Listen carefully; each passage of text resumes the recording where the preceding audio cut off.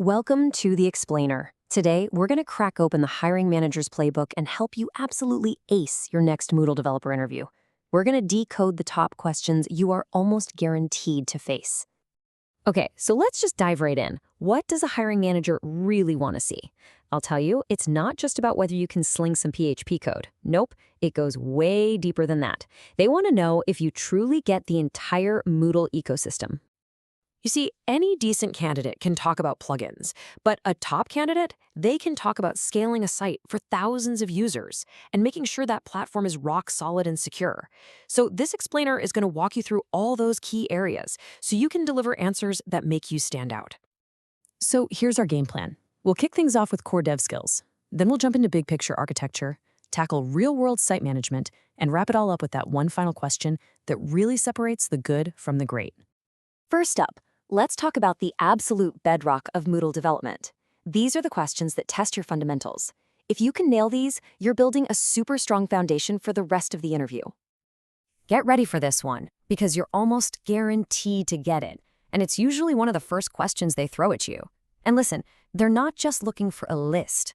What they're really probing for is whether you understand Moodle's modular design, because that's the whole key to its power. So what makes for a great answer? Well, you don't just list off the types like activity modules or blocks. You show you know the process. You talk about the file structure, version.php, the DB folder, and how you'd use Moodle's APIs and callbacks. And, this part is huge, you have to mention following the coding standards. That shows you write clean professional code. This question, this is how they find out if you're actually engaged with the platform's evolution. Are you just a coder for hire, or are you a developer who's thinking ahead and can advise them on how to use the latest and greatest features? And you can really see the story of Moodle's evolution here. I mean, look at that shift. Moodle 4.x was all about refining the user experience, right? Streamlining everything. But now with 5.x, bam! The focus is pivoting to next-gen tech like AI and advanced analytics. A rockstar answer would definitely highlight this trend. Okay, let's level up. We're moving from just writing code to thinking about the big picture. This is where you show you're not just a developer, you're an architect who can design robust, scalable systems built for the enterprise. When an interviewer asks this, here's what's going on in their head. They're picturing a huge organization with multiple departments, or maybe a company that needs to serve 10 different clients from a single Moodle install. They want to know, can you build that?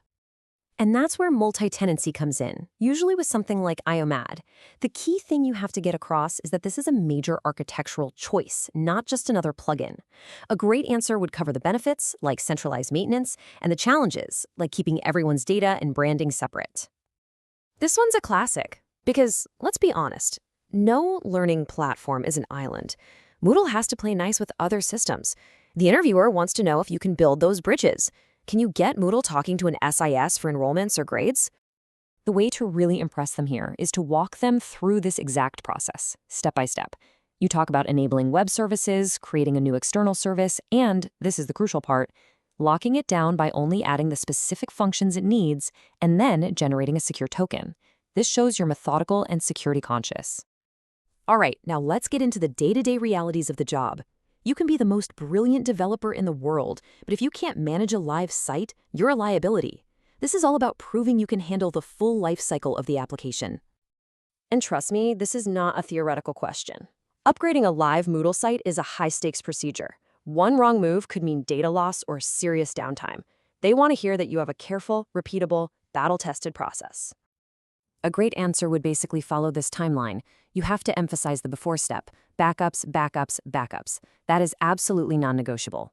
Then, during the upgrade, you mention using the command line interface, because it's just way more reliable. And you can't forget the after steps, purging all the caches and testing everything like your job depends on it, because it does. Let's talk security. I promise you, this is on every single hiring manager's mind. They need to know that you're aware of the common threats out there, and more importantly, that you know the Moodle-specific ways to shut them down. A fantastic answer here gets really specific. You talk about a threat like cross-site scripting, and then you immediately mention using Moodle's built-in S or P functions. You bring up SQL injection, and you talk about using the database methods with placeholders.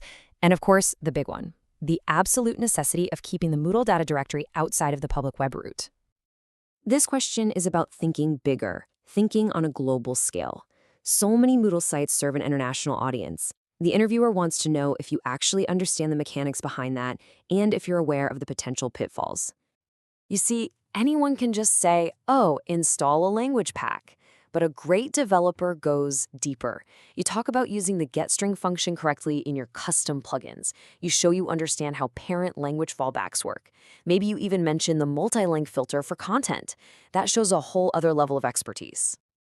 Okay, so you've made it through the technical gauntlet. You've proven you can code, you can build, you can manage a site. But don't relax just yet. The final question is often the one that matters the most. And it's not about code at all. This is your moment to shine. This is where you show them you're more than just a developer. You're a partner in their educational mission. There's no single right answer here. You could talk about AI, personalized learning, accessibility. The key is to demonstrate passion, foresight, and a real connection to the why behind Moodle. A thoughtful answer here can be the thing that truly sets you apart and lands you the job.